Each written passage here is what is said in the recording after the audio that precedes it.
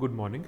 Let us now complete our discussion of Mahesh Elkanchwar's plays with the last play, which belongs to the latter phase of his career as a playwright, which is called Sonata. And Sonata was also made into a film, which was released about two or 3 years back.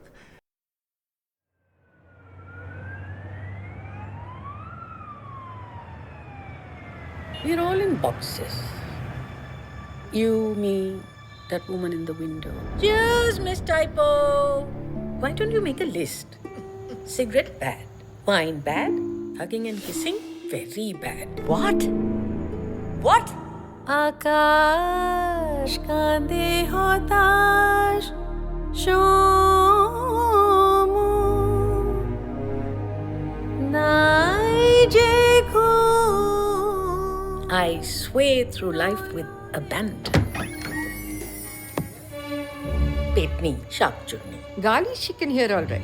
Macroman M series. Only in their briefs. I wonder who gets to bet them. Not so loud. Someone might hear you. Here. Oh, not on me. I like the smell of my man. Will you please remove those glasses? Here. Oh. Does he beat you regularly? He's really like a child. No. It's a man-woman thing. You won't understand, Aru. Plenty of wine. You know, she must be taking me for a walking encyclopedia on pornography. Bet. Now drink. Like it? Kadak. But good. What awful creatures we are. No commitment, no aim. No ideology. We're not even feminists. People have accepted me for who I am, and if I can't talk about it, then who? Who the hell was looking at his profile, yaar? With those thighs. Thunder thighs. You hijacked my life for what you call some award. Dolan, I'm afraid of you. What? Love doesn't last all one's life. I believed that then and I believe it now. His eyes still burn with the same fire, now mixed with pain. Because I could not stop for death. He kindly stopped for me. The carriage held just ourselves and immortality. And the play itself features 3 women, Subhadra, Aruna and Dolan. And the play is set in a rather posh flat on the top floor of a tall skyscraper in Bombay. And the setting itself connotes a physical site that conveys a sense of cocooned security that is threatened again and again from within through the relationships between the women. All the 3 women are in their 40s. They have known each other since college, and 2 of them, Aruna and Dolan, live together in the same flat. They've been living in the same flat for 17 years, and the play is a night from their lives. The entire play takes place over the course of a single night, and it kind of conveys, it also suggests Elkanchwar's engagement with the event in the everyday. Right? How is the mundane lives of these women temporarily ruptured by the animosities between them, the growing estrangement between the women, and how in some sense this animosity, these attacks that they make, these allegations that they make against each other is partially mitigated and restores their friendship to a certain extent by the end of the play. So the play really depicts the subtle power dynamics between the 3 women, and both the intimacy and the violence that are mutually reinforcing conditions of their friendship. And so the play has these very subtle ways of showing or depicting hidden animosities and secrets that lie beneath their friendships, that in some sense constantly rupture, undermine, reconfigure their emotional intensities and the relationships. But in some sense also reinforces or restores the intimacy between them. So Aruna and Dolan form the central double in the play, and Subhadra, who is the third woman, it's basically Subhadra's entry and exit into their flat, which is the transformative moment in the play. So Subhadra is a woman who is she's a journalist, and she has several affairs, but she's also in a relationship with a wastrel, a drunk, who abuses her and assaults her. So she has a violent relationship with this man that the other two women, Aruna and Dolan, do not approve of. So they judge her, and they hold on to their own apparent privilege, their own apparent sense of superiority by judging her and the lonely typist neighbor who does not appear in the play, but she is typing away, and both the women, Aruna and Dolan, use Subhadra and affairs as well as the lonely typist neighbor as the measures of their reference in order to give themselves a sense of privilege and superiority. So the apparent state of stability in the lives of Aruna and Dolan is temporarily interrupted by the entry of Subhadra and the kind of life and her lifestyle which they judge her for. The fact that she has several affairs, that she has a relationship with a violent man, and she also rationalizes the violence of the man, and she also tells them that she even hits him back whenever he hits her. Rationalizing the violence that seems to come with intimacy of any kind. And this correlation of intimacy with violence is also reflective of the relationships between the women. So once Subhadra exits, the two women, Aruna and Dolan, no longer have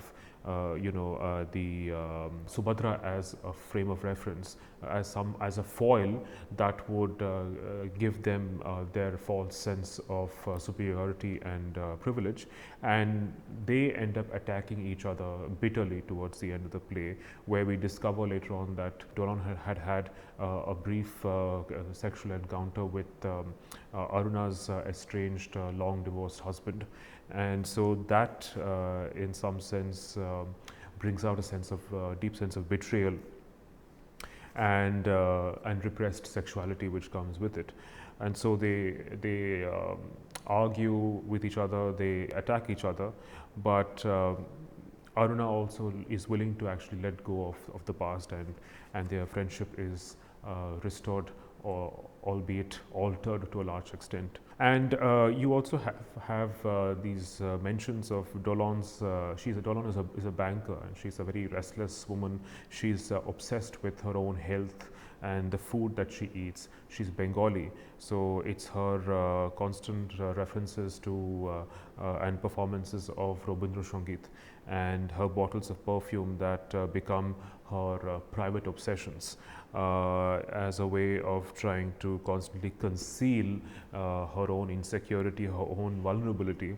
Similarly, you have Aruna, who is a Sanskrit professor, whose intellectual, creative pretensions again are obsessions that manifest themselves in her own private space.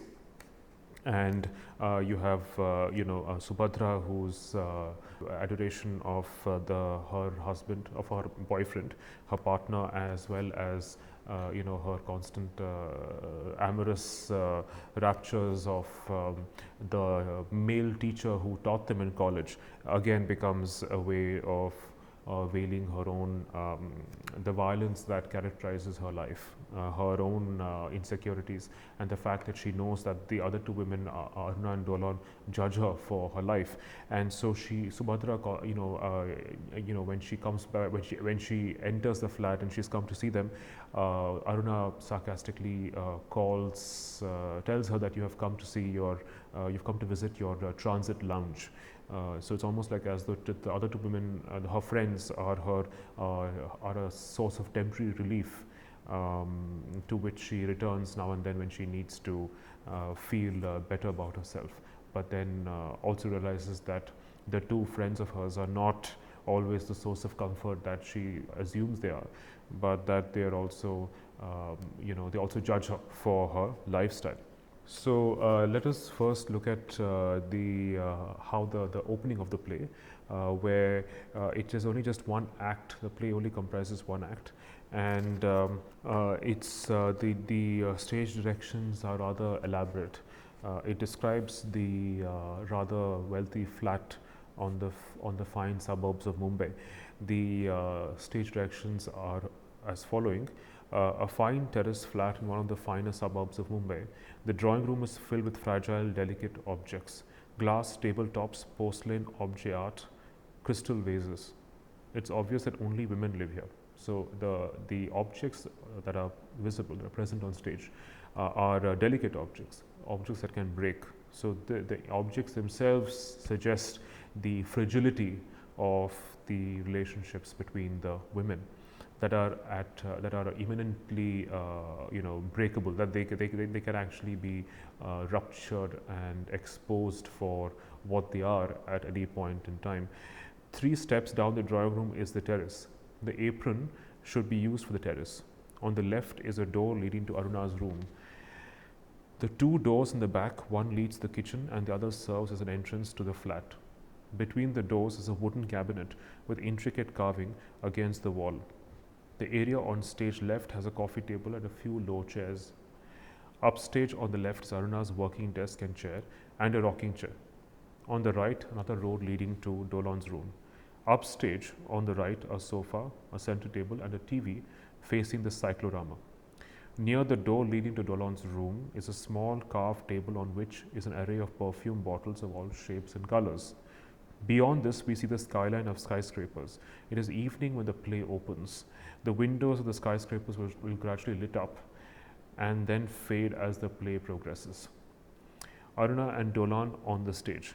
Aruna, 40-ish, once beautiful but now fading, in a Bengal handloom sari, glasses, a tight bun on her nape, very professional, is correcting papers on her desk. Dolan, same age as Aruna, is an old, much worn but obviously expensive dressing gown, plump, stylish, boy cut, shuffling around aimlessly. She's one of those people who wear expensive clothes carelessly. She's perhaps trying to put the room in order, but in her effort to do so, she brings more disorder into it. Aruna is making great effort to ignore her friend's noisy activity, but finally cannot take it anymore. So the play opens with a very stark contrast between the 2 characters, Aruna and Dolan. Dolan is someone who dresses up, who wears her expensive clothes rather carelessly. Right? She seems to be someone who's rather self-indulgent and seems to be almost indifferent to her own privilege, but then also makes it a point to exhibit it, to show it in her clothing and in the way she carries herself. She's a very restless woman. She's always flitting around the flat, trying to draw Aruna's attention. Right? And there's also an unspoken secret desire that Dolan has for Aruna, which becomes more evident later in the play. She is a woman who is constantly trying to judge Aruna for being this absolutely disciplined, boring, perhaps even pedantic Sanskrit scholar and professor. Aruna, on the other hand, is very seems to be very well kept. She seems to be rather self-sufficient. She's very disciplined.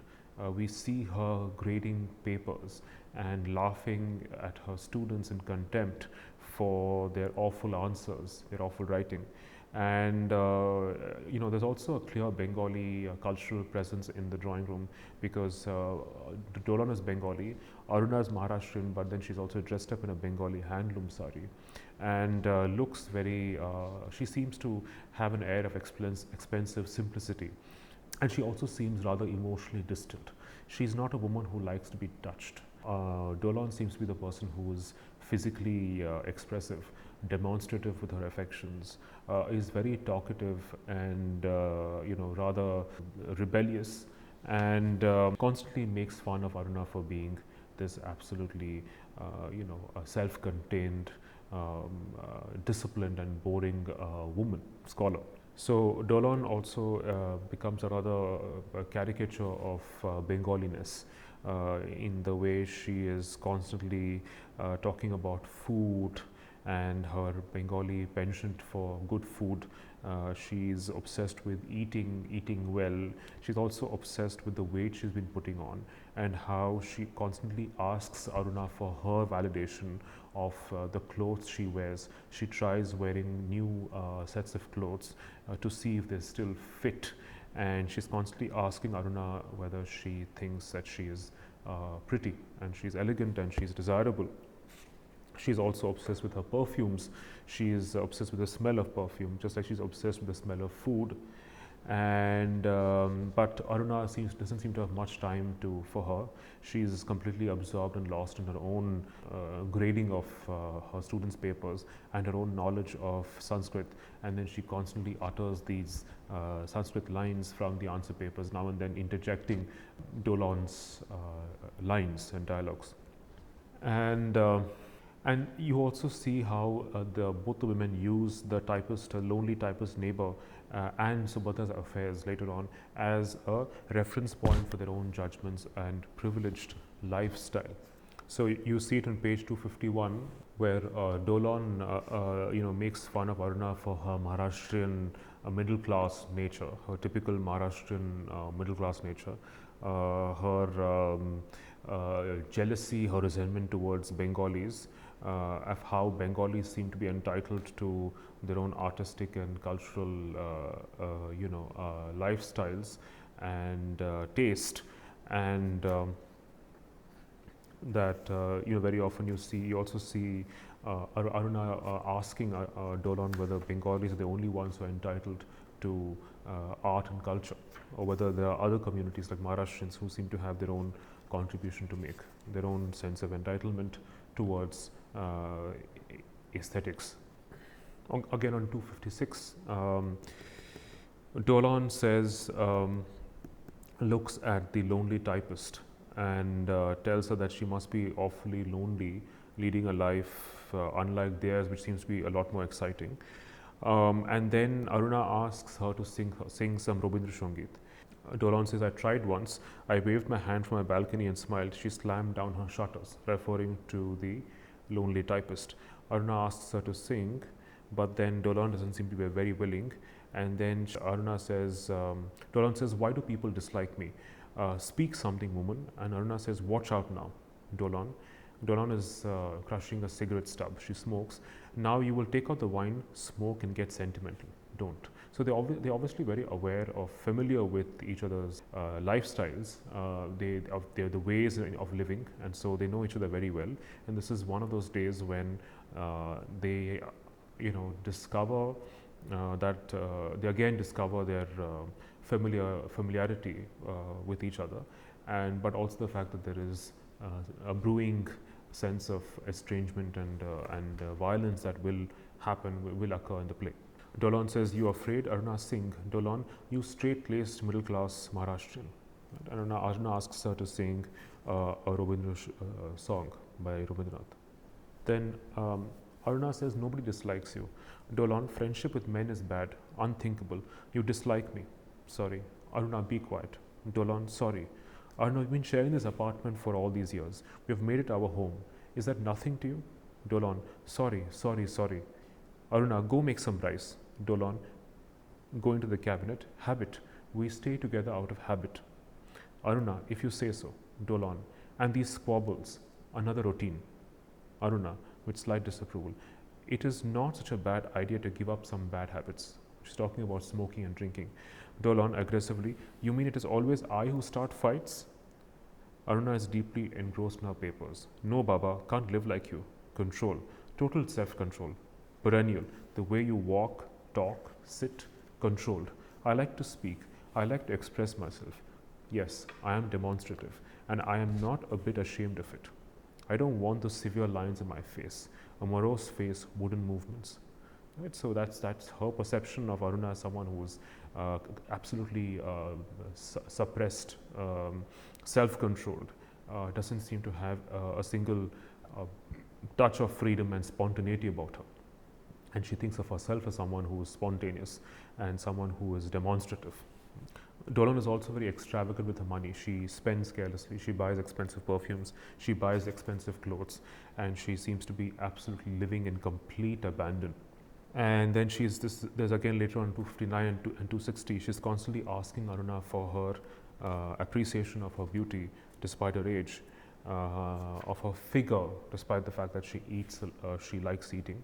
And so she obviously wants Aruna's appreciation, acknowledgement, and that itself suggests her own unspoken and secret desire for Aruna. But Aruna seems to be rather emotionally distant and unavailable. She's not someone who wants to think about the past, think about how Dolan betrayed her by having an intimate encounter with her husband, which she discovers later.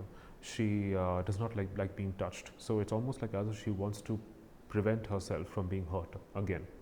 So Aruna is fairly, she gives off an appearance of being fairly detached and self-sufficient.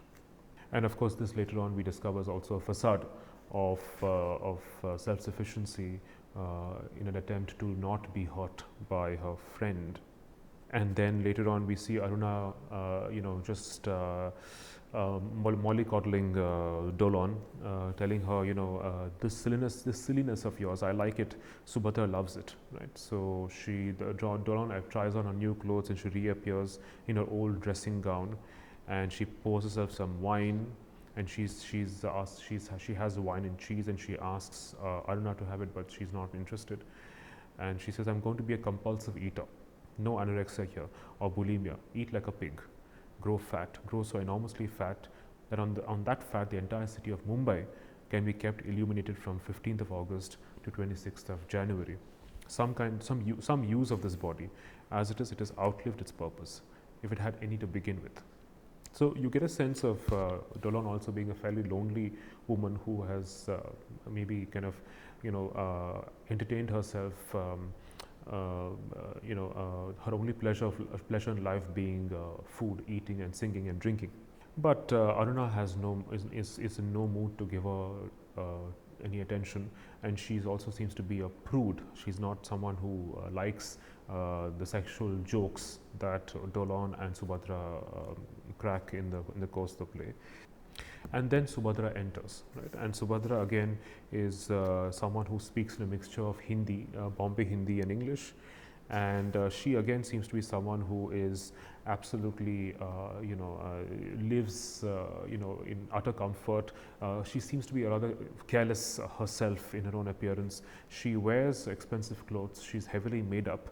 But then she also seems to be someone who is extremely cavalier almost, and extremely light-hearted at some level, and she seems to be very excited to be with her friends. But then they discover that she has a black eye, and under the sunglasses that she's wearing, and then they realize that she has been assaulted by the man she lives with. And again, this is the moment where Dolan and Aruna judge her for her promiscuous lifestyle, that she has many relationships, affairs with men, and Aruna disapproves of the fact that she is still living with a man who assaults her, and they are completely against her attempts to rationalize her violent relationship with this man. And Subhadra says that Aruna says, you don't fit into my concept of correct living, but have I given up on you ever, Subhadra? Dolan, can we ever? Subhadra tenderly, no, you two never give up on me. Thank you, Aru. Thank you, Dolan. Don't I need a corner to rest my head after that bashing? Dolan, transit lounge? Aruna, shut up. Dolan, so that's what we are, a transit lounge. Aruna, forget morality. You've kicked the society in the back. Say it, say ass. And so this is that point where there's this kind of almost this schoolish banter being exchanged between the women, cracking sexual jokes and using obscenities and foul words that Aruna does not approve of. Right? And then they also smoke, which again Aruna does not approve of.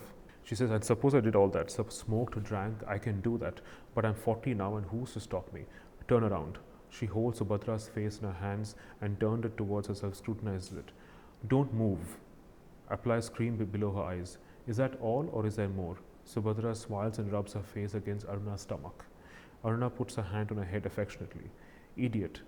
Dolan is watching all this, almost moved to tears. So there's a lot of intimacy between the three women, despite the fact that they do have scores to settle against each other, that they still resent each other in certain ways, that they do not approve of each other's lifestyles, each other's way of being, and at the same time they also seem to harbor secret desires for each other.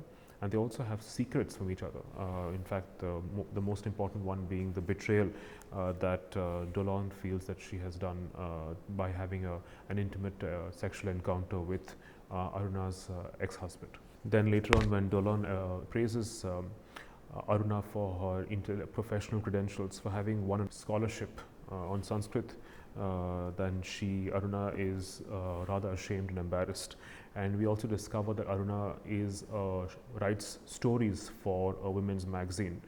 And in one of the stories, she has a character who resembles Dolan. Right? So Dolan is rather resentful of the rather negative characterization in the story of the character who resembles her. She asks, the story itself is really about a woman who is not very educated, and a woman who leads a rather reckless life, and Dolan is quite upset. She is convinced that the character has been inspired by her, and she has a fight with Aruna where she accuses her of betraying her by portraying her in a very poor light in the story.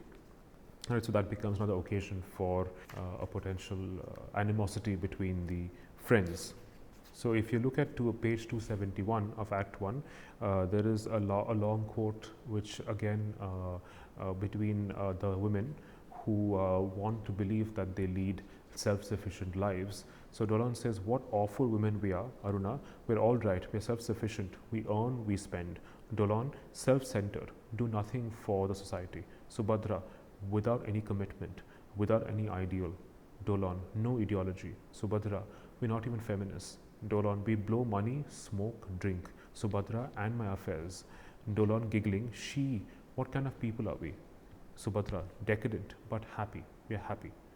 Dolan, unabashedly happy. So Subhadra, abominably happy.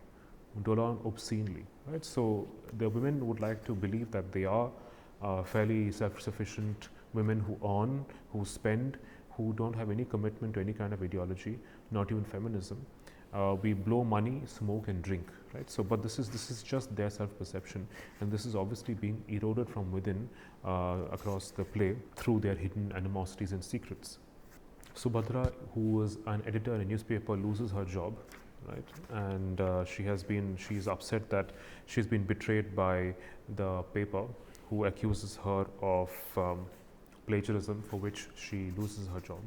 And then there's an encounter again between the women, who again judge her for being in a relationship with a violent man.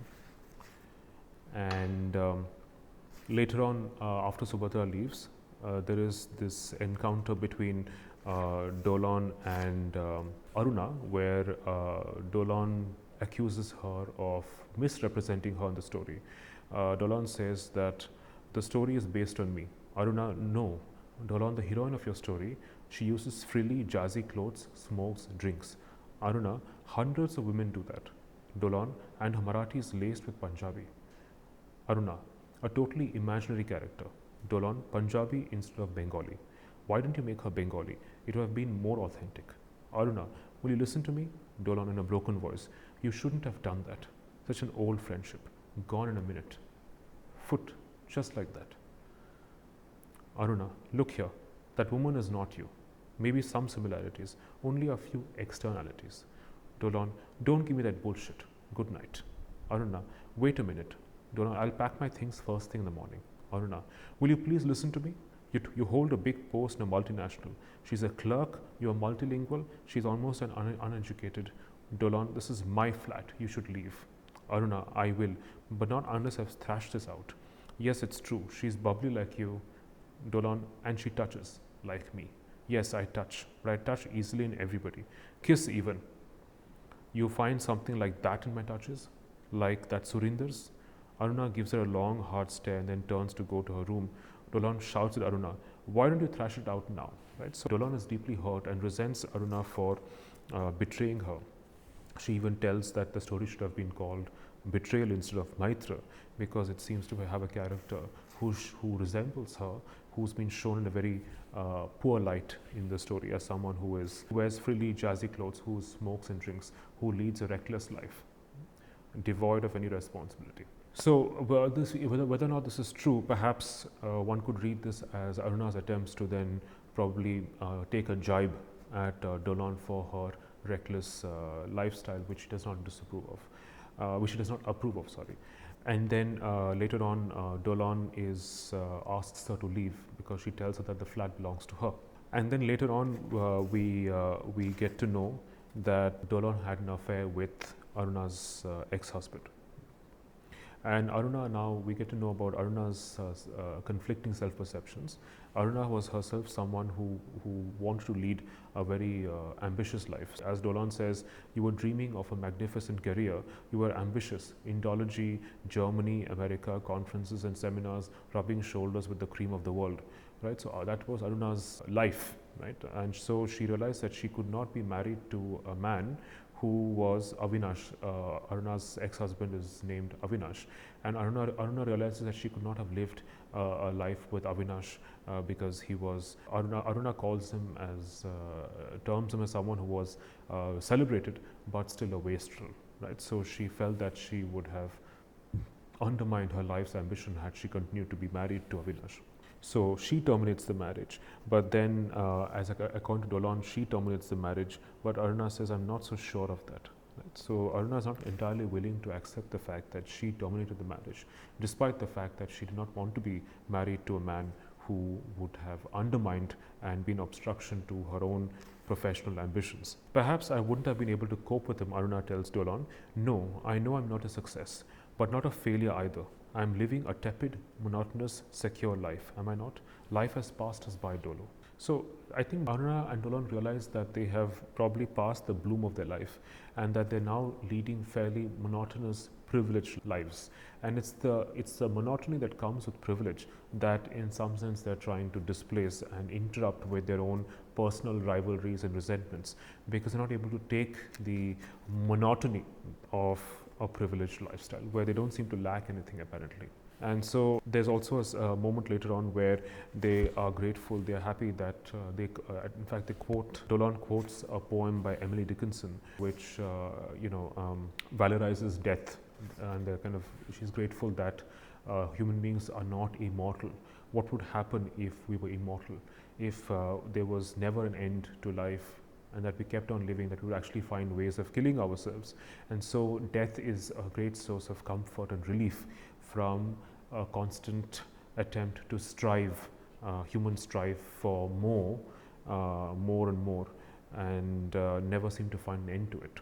Right? This constant quest for self-sufficiency and completion and perfection, which never seems to end. So there's this revelation here towards the end of Act 1, where Dolan tells Aruna that she went to see Avi because you asked me to. When I came back to the hostel room, you were lying on your bed in the dark.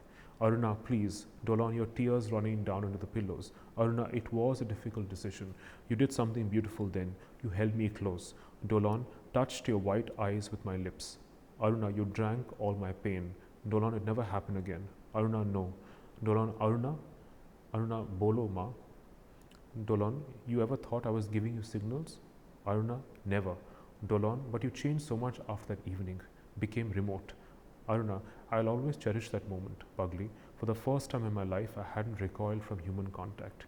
But I can't always be that. I was so ashamed you saw me crying. So Aruna is somebody who does not want to be seen as vulnerable. She doesn't want to expose her feelings, and that was the only moment they had, which was intimate, physically intimate. But ever since then, Aruna has recoiled into herself and led a fairly emotionally distant but lonely life, writing stories for a women's magazine. So, in fact, Dolan then ridicules Aruna for leading a life by proxy.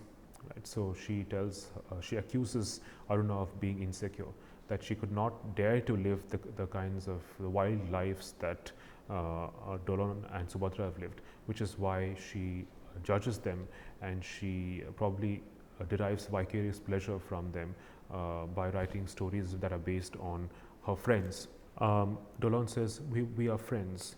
Aruna, have I hurt you? I know I have, sorry. Dolan, on the contrary, I have hurt you, and you don't even know it. I've been hurting you for years. Aruna, haven't we had enough of this sentimentality, Dolan? Dolan, I accused you of betraying me.